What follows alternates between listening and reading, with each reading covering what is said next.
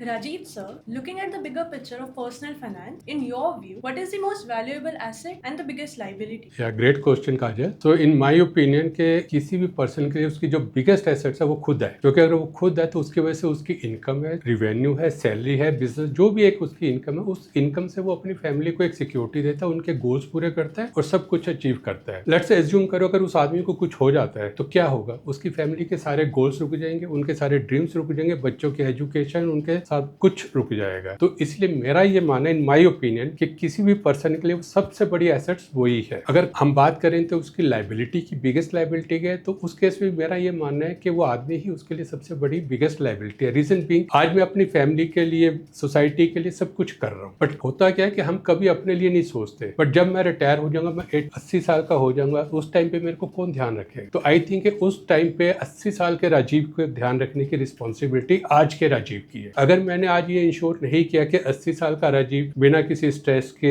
अपनी लाइफस्टाइल को मेंटेन कर पा रहा है, तो आई थिंक कहीं ना कहीं मेरी प्रॉब्लम है। तो इसलिए मुझे लगता है कि कोई भी पर्सन अपने आप सबसे बड़ी एसेट भी वही है और सबसे बड़ी लाइबिलिटी भी वही है। That's a very thoughtful insight.